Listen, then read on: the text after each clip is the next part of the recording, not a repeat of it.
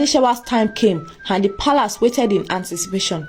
The king praised his chamber restlessly. His 3 other wives waited, feigning indifference, but their heads remained sharp. A loud wail echoed from Adeshewa's chamber. Soon, a servant burst into the king's quarters, her eyes gleaming with excitement. "My king, it is a boy, a healthy boy." Obadele's face broke into a wide smile. At last, the gods had answered his prayers. The kingdom would be saved. The news spread quickly. The servants rejoiced, the guards celebrated, and even the jealous wives struggled to hide their disappointment. But as the palace buzzed with joy, Adeshewa did something no one could have anticipated. Under the cover of night, she slipped away with the newborn, cradled gently in her arms. Her steps were swift and certain as she walked toward the great river outside the palace grounds.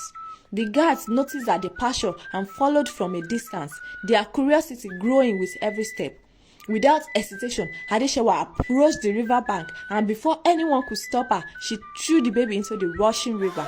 A cry of horror escaped from the watching guards. They rushed to the palace to inform the king of the terrible act. Obadele's rage was unlike anything the palace had ever seen. His voice roared like thunder as he stormed into Adeshewa's chamber, his eyes wide and bloodshot. "What have you done?" he bellowed, grabbing her arms roughly. "You threw my son into the river. You destroyed everything." Adeshewa remained calm, her eyes filled with a sorrowful resolve. "I'm sorry, my king," she started crying. "Sorry?" Obadele's voice cracked with fury. "You are mad. You have betrayed me. After all my sacrifices, you would throw my only son away?" Tears glistened in Adeshewa's eyes, but her voice was steady. "Give me another chance, please, my king. I shall give you another hour." Obadele's hand trembled, his breath coming in harsh, ragged bursts. Everything in him screamed to cast her away, to end her life for such a monstrous act. But something about her voice, her gaze, made him pause. "If you fail me again, I will have you executed," he said, his words slow and deliberate. "I will not fail you," Adeshewa whispered. "I will give you another son." Obadele released her roughly, turning his back in disgust. "If you lie to me again, I will show no mercy." He stormed out of her chamber, his rage seeming but curiosity piqued. What was this woman's true intention? Why did she seem so certain, despite her unforgivable acts?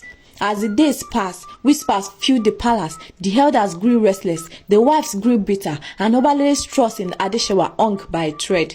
But against all reason, he allowed her to remain. Months later, Adeshewa became pregnant again. The palace was filled with both anticipation and suspicion. Everyone wondered if this child would be the heir that Obadele so desperately needed. Finally, the day came. Adeshewa gave birth to another son. The palace erupted in celebration, and the people rejoiced. Servants danced, guards cheered, and the air was thick with joy. Even Obadele's mother, Efusheto, seemed eager to celebrate. She approached Adeshewa's chamber with a false smile and reached out to carry the newborn. "Let me hold my grandson," she said, her voice sickly sweet. But before anyone could react, Adeshewa snatched the child away and ran from the palace like a fleeting shadow. She made her way to the palace courtyard where the sacred fire burned. Without hesitation, she threw the baby into the open flames. Cries of horror filled the palace.